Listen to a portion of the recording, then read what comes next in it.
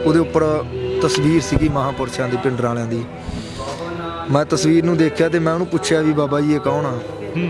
ਤੇ ਉਹਨੇ ਮੇਰੇ ਮਜ਼ਾਕ ਦੇ ਵਿੱਚ ਪੋਲਾ ਜਿਹਾ ਮਾਰਿਆ ਵੀ ਜੇ ਤੂੰ ਇਹਨੂੰ ਨਹੀਂ ਜਾਣਦਾ ਫਿਰ ਤੂੰ ਕਿਸੇ ਨੂੰ ਨਹੀਂ ਜਾਣਦਾ। ਬਹੁਤ ਲੋਕ ਮੈਨੂੰ ਸਮਝਾਉਂਦੇ ਵੀ ਸੀਗੇ ਵੀ ਤੂੰ ਘਰ ਛੱਡ ਕੇ ਆਇਆਗਾ, ਇੱਥੇ ਕਮਾਈ ਕਰਨ ਆਇਆ। ਤੇ ਘਰੇ ਵੀ ਮੈਂ ਪੈਸਾ ਪਾਉਂਦਾ ਸੀ ਪਰ ਮੈਨੂੰ ਇਹ ਹੁੰਦਾ ਸੀਗਾ ਵੀ ਸ਼ਾਮ ਨੂੰ ਆਪਾਂ ਦਾਰੂ ਪੀਣੀ ਆ ਜਾਂ ਮੈਂ ਕੋਈ ਹੋਰ ਨਸ਼ਾ ਕਰਨਾ, ਉਹਦੇ ਲਈ ਮੈਂ ਦੁਖੀ ਹੁੰਦਾ, ਓਵਰ ਟਾਈਮ ਲਾਉਂਦਾ। ਕਿਤੇ ਮੈਂ ਉਹਨਾਂ ਦੀ ਤਸਵੀਰ ਵੇਖ ਕੇ ਉਹਨਾਂ ਜਾਣਦਾ ਵੀ ਨਹੀਂ ਸੀਗਾ ਗਾ। ਕਿਤੇ ਮੈਨੂੰ ਐਂ ਲੱਗਦਾ ਵੀ ਜਿਵੇਂ ਬਾਹਲਾ ਗੂੜਾ ਰਿਸ਼ਤਾ, ਮੈਂ ਨੇੜਿਓਂ ਜਾਣਦਾ ਹੋਵਾਂ ਸੰਤਾਂ ਨੂੰ ਵੀ ਇੰਨਾ ਕੁਛ ਪੜ੍ਹਿਆ ਉਹਨਾਂ ਬਾਰੇ। ਉਸ ਤੋਂ ਬਾਅਦ ਮੈਂ ਜਦੋਂ ਇੱਥੇ ਵਾਪਸ ਆਇਆ ਤੇ ਆ ਕੇ ਮੈਂ ਅੰਮ੍ਰਿਤ ਛਕ ਲਿਆ। ਉਸ ਤੋਂ ਬਾਅਦ ਮੇਰੀ ਜ਼ਿੰਦਗੀ ਮਹਾਰਾਜ ਨੇ ਆਪਦੇ ਲੜ ਲਾ ਲਈ ਆ।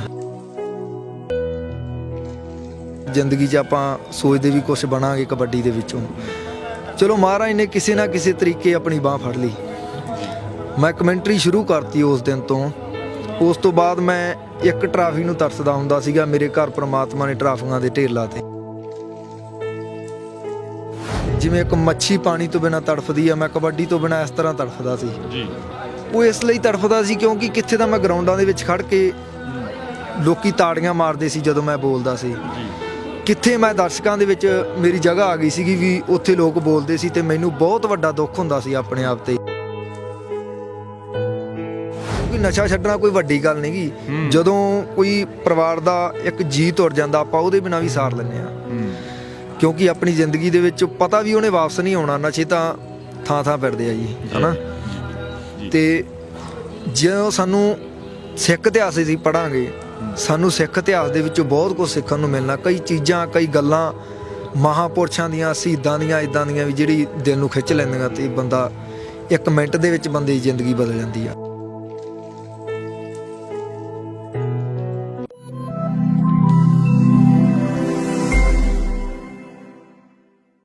ਸਤਿ ਸ਼੍ਰੀ ਅਕਾਲ ਜੀ, ਤੁਸੀਂ ਦੇਖ ਰਹੇ ਹੋ ਆਰਐਮਬੀ ਟੈਲੀਵਿਜ਼ਨ। ਮੈਂ ਰਤਨਦੀਪ ਸਿੰਘ ਢਾਲੀਵਾਲ ਜੁੜ ਚੁੱਕੇ ਹਾਂ ਇੱਕ ਵਾਰ ਫਿਰ ਤੁਹਾਡੇ ਨਾਲ ਟਿੱਕਰੀ ਬਾਰਡਰ ਤੋਂ। ਅਸੀਂ ਮੌਜੂਦ ਹਾਂ ਨਿਊ ਬੱਸ ਸਟੈਂਡ, ਇਸ ਦੀ ਉੱਪਰਲੀ ਮੰਜ਼ਿਲ ਦੇ ਉੱਪਰ, ਛੱਤ ਦੇ ਉੱਪਰ ਅਸੀਂ ਮੌਜੂਦ ਹਾਂ। ਸ਼ਾਮ ਦਾ ਸਮਾਂ ਗਾ, ਪਰ ਅੱਜ ਅਸੀਂ ਜਿਹੜੀ ਤੁਹਾਨੂੰ ਸ਼ਖਸੀਅਤ ਦੇ ਨਾਲ ਮਿਲਾਵਾਂਗੇ, ਇੱਕ ਵੱਖਰੀ ਸ਼ਖਸੀਅਤ ਆ, ਇੱਕ ਵੱਖਰੀ ਕਹਾਣੀ ਆ ਤੇ ਇੱਕ ਇੰਸਪਾਇਰਿੰਗ ਕਹਾਣੀ ਆ।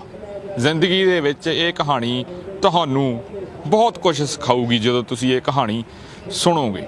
ਸਾਡੀ ਕੌਮ ਦੇ, ਸਿੱਖ ਕੌਮ ਦੇ ਮਹਾਨ ਸ਼ਹੀਦ ਸੰਤ ਬਾਬਾ ਜਰਨੈਲ ਸਿੰਘ ਭਿੰਡਰਾਂ ਵਾਲੇ, ਉਹਨਾਂ ਦੀ ਸੋਚ ਨੂੰ ਅਪਣਾਉਣ ਵਾਲਾ ਇੱਕ ਇਨਸਾਨ।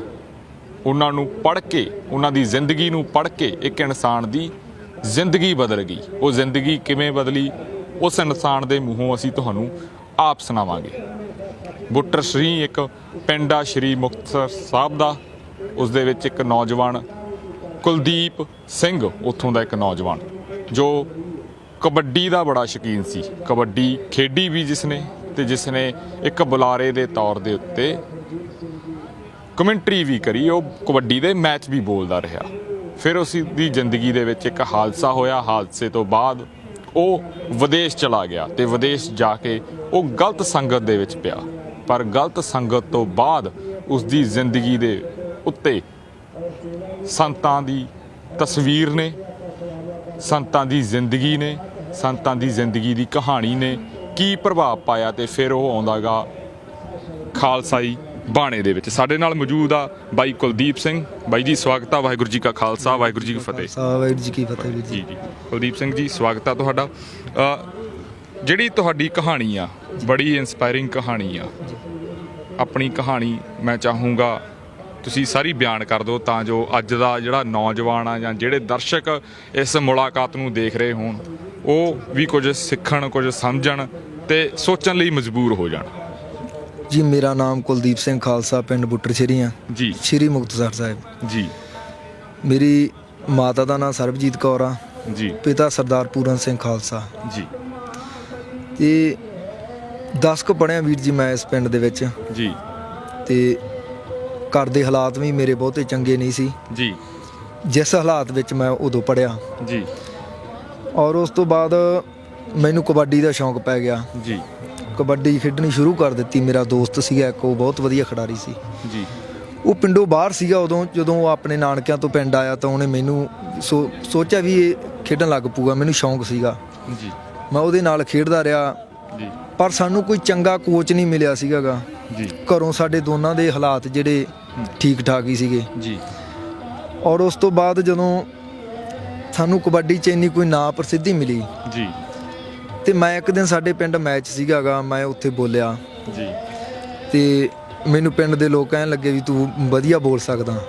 ਵੈਸੇ ਤਾਂ ਪਿੰਡ ਦਿਆਂ ਨਾਲ ਮੇਰੀ ਵੀ ਜਿੱਦਾਂ ਦੇ ਮੇਰੇ ਹਾਲਾਤ ਸੀਗੇ ਨਾ, ਜੀ, ਤੇ ਲੋਕ ਕਹਿੰਦੇ ਵੀ ਤੂੰ ਬੋਲ ਸਕਦਾਗਾ, ਤੂੰ ਸੋਹਣਾ ਬੋਲਿਆ। ਮੈਨੂੰ ਵੀ ਹੌਸਲਾ ਜਿਹਾ ਹੋਇਆ ਵੀ ਯਾਰ ਜ਼ਿੰਦਗੀ 'ਚ ਆਪਾਂ ਸੋਚਦੇ ਵੀ ਕੁਛ ਬਣਾਂਗੇ ਕਬੱਡੀ ਦੇ ਵਿੱਚੋਂ। ਚਲੋ ਮਹਾਰਾਜ ਨੇ ਕਿਸੇ ਨਾ ਕਿਸੇ ਤਰੀਕੇ ਆਪਣੀ ਬਾਂਹ ਫੜ ਲਈ।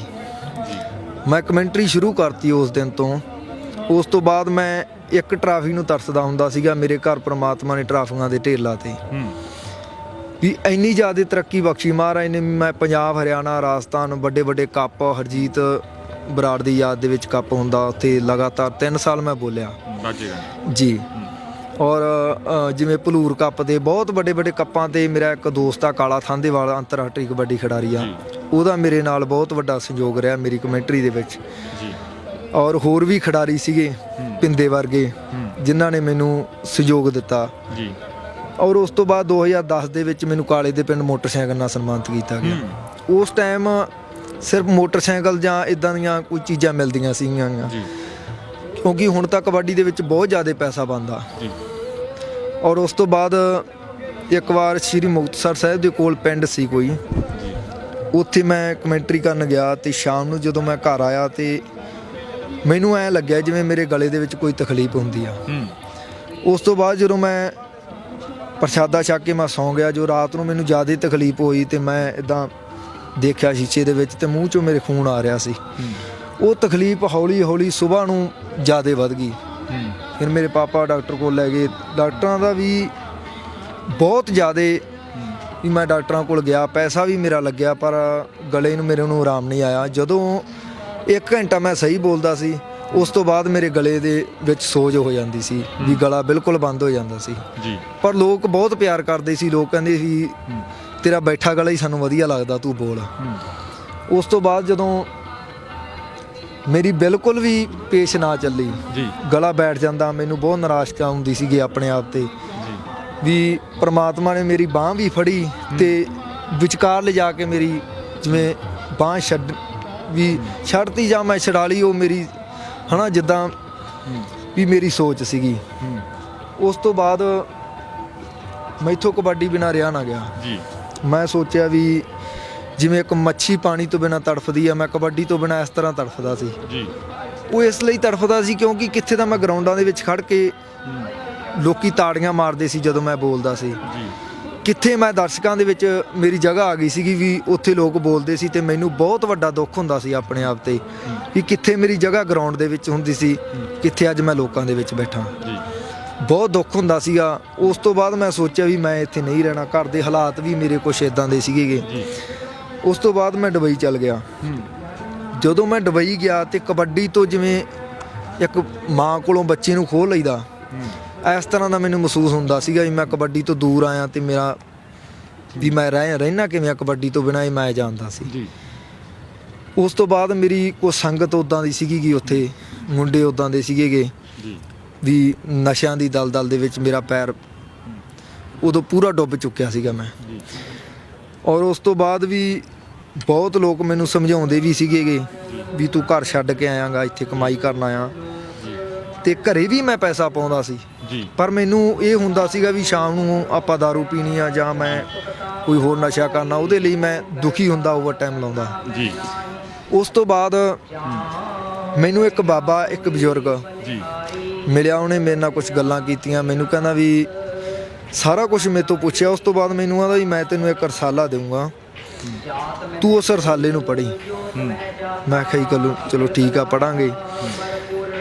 ਇੱਕ ਦਿਨ ਮੈਂ ਉਹਨਾਂ ਦੇ ਰੂਮ 'ਚ ਚੱਲ ਗਿਆ ਤੇ ਉਹ ਬਾਬੇ ਨੇ ਮੈਨੂੰ ਰਸਾਲਾ ਦਿਖਾਇਆ। ਉਹਦੇ ਉੱਪਰ ਤਸਵੀਰ ਸੀਗੀ ਮਹਾਂਪੁਰਸ਼ਾਂ ਦੀ, ਪਿੰਡਰ ਵਾਲਿਆਂ ਦੀ। ਮੈਂ ਤਸਵੀਰ ਨੂੰ ਦੇਖਿਆ ਤੇ ਮੈਂ ਉਹਨੂੰ ਪੁੱਛਿਆ ਵੀ ਬਾਬਾ ਜੀ ਇਹ ਕੌਣ ਆ? ਤੇ ਉਹਨੇ ਮੇਰੇ ਮਜ਼ਾਕ ਦੇ ਵਿੱਚ ਪੋਲਾ ਜਿਹਾ ਮਾਰਿਆ ਵੀ ਜੇ ਤੂੰ ਇਹਨੂੰ ਨਹੀਂ ਜਾਣਦਾ ਫਿਰ ਤੂੰ ਕਿਸੇ ਨੂੰ ਨਹੀਂ ਜਾਣਦਾ।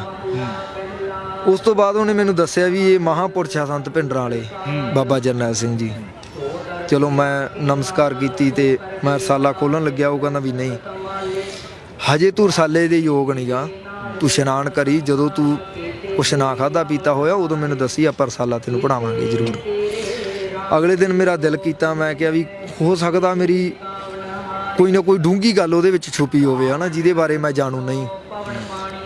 ਮੈਂ ਸ਼ਾਮ ਨੂੰ ਜਦੋਂ ਡਿਊਟੀ ਤੋਂ ਆਇਆ, ਮੈਂ ਉਹਦੇ ਕੋਈ ਦਾਰੂ ਨਹੀਂ ਸੀ ਪੀਤੀ। ਮੈਂ ਇਸ਼ਨਾਨ ਕਰਕੇ ਤੇ ਮੈਂ ਉਸ ਬਾਬੇ ਕੋਲ ਗਿਆ ਤੇ ਰਸਾਲਾ ਮੈਂ ਉਹ ਤੋਂ ਲੈ ਆਂਦਾ ਜੀ।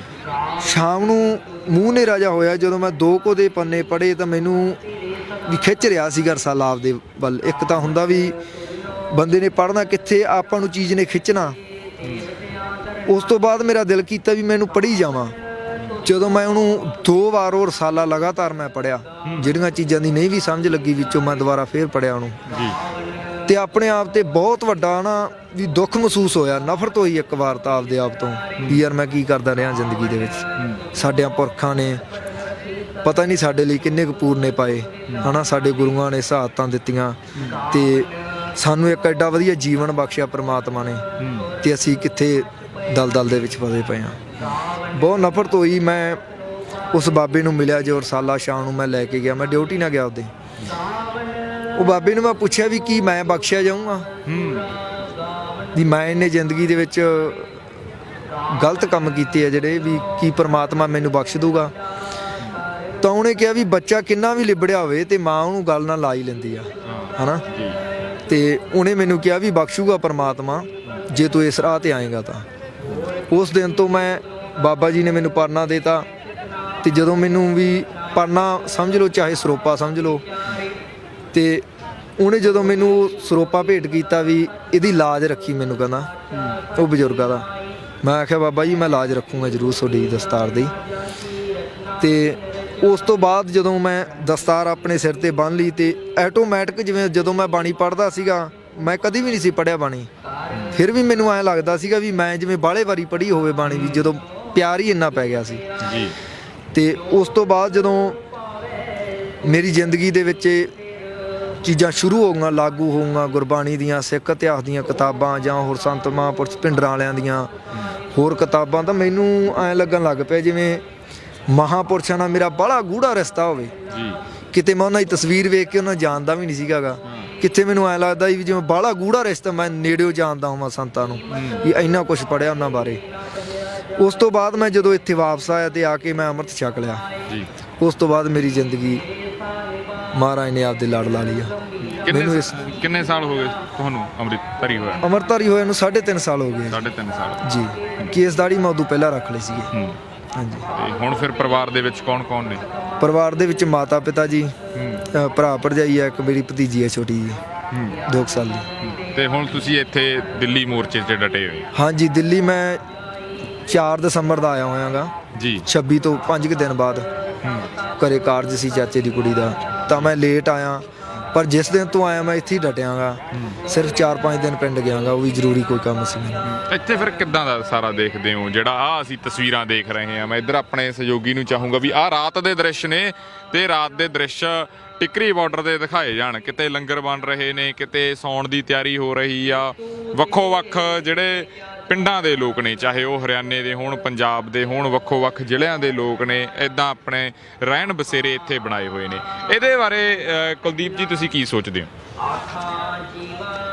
ਸੋਚ ਤਾਂ ਇਹੀ ਹੈ ਜੀ ਵੀ ਪ੍ਰਮਾਤਮਾ ਨੇ ਇਹ ਜੋ ਵੀ ਹੋ ਰਿਹਾ ਉਹਦੀ ਦੇਖ ਰੇਖ ਦੇ ਹੇਠ ਹੀ ਹੋ ਰਿਹਾ, ਕਿਉਂਕਿ ਜੋ ਵੀ ਪ੍ਰਮਾਤਮਾ ਕਰਦਾ ਚੰਗਾ ਕਰਦਾ।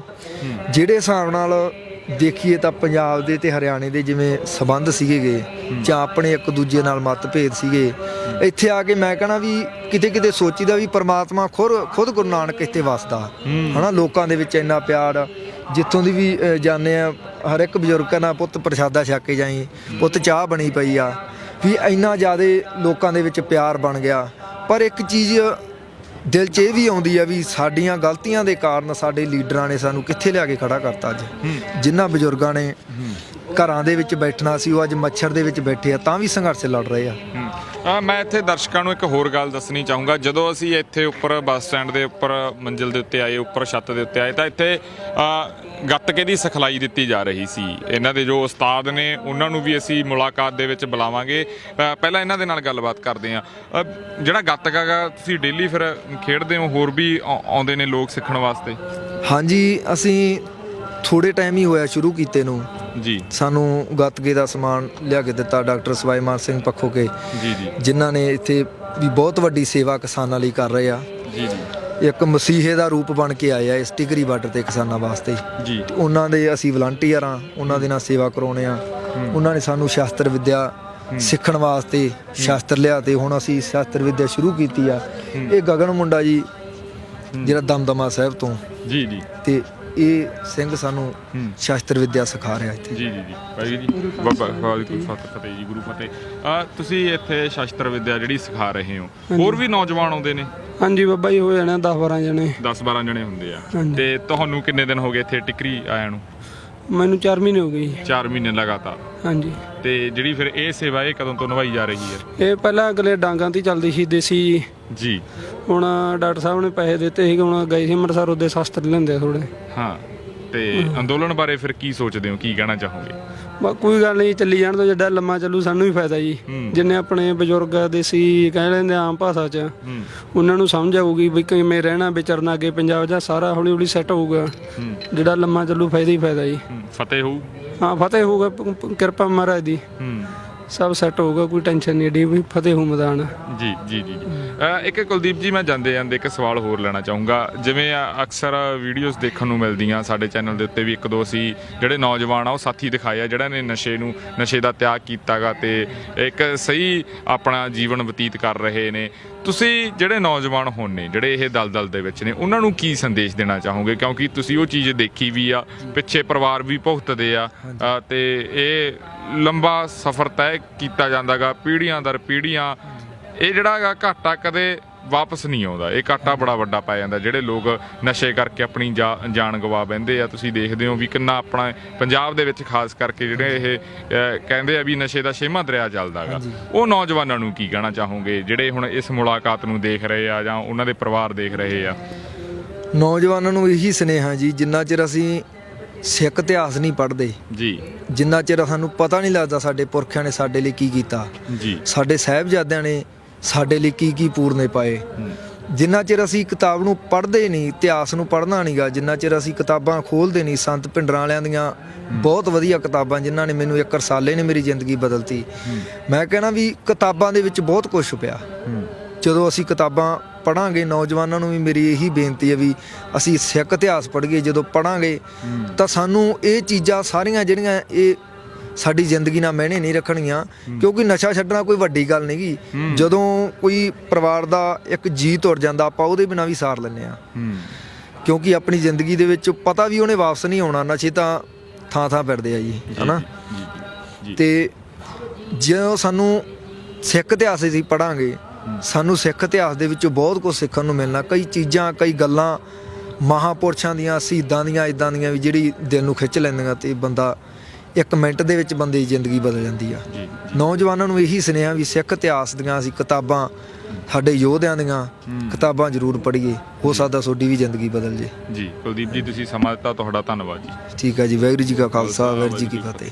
ਸੋ ਇਹ ਇੱਕ ਕਹਾਣੀ ਸੀ, ਜਿਸ ਕਹਾਣੀ ਕਰਕੇ ਮੈਂ ਉਮੀਦ ਕਰਦਾ ਤੁਹਾਨੂੰ ਵੀ ਇਹ ਕਹਾਣੀ ਪਸੰਦ ਆਈ ਹੋਵੇਗੀ ਤੇ ਕਿਸੇ ਦੀ ਜ਼ਰੂਰ ਜ਼ਿੰਦਗੀ ਬਦਲੂਗੀ ਇਹ ਕਹਾਣੀ ਦੇਖ ਕੇ, ਤੇ ਅਸੀਂ ਭਾਗਾਂ ਵਾਲੇ ਹੋਵਾਂਗੇ ਜੇ ਕਿਸੇ ਦੀ ਜ਼ਿੰਦਗੀ ਬਦਲੂਗੀ, ਜਿਵੇਂ ਕੁਲਦੀਪ ਸਿੰਘ ਦੀ ਜ਼ਿੰਦਗੀ ਸੰਤਾਂ ਦੀ ਤਸਵੀਰ ਨੇ, ਸੰਤਾਂ ਦੇ ਇੱਕ ਰਸਾਲੇ ਨੇ ਬਦਲਤੀ। ਇਹ ਹੁਣ ਆਪਣੇ ਦੋਸਤ ਰਤਨਦੀਪ ਸਿੰਘ ਢਾਲੀਵਾਲ ਨੂੰ ਦਿਓ ਇਜਾਜ਼ਤ।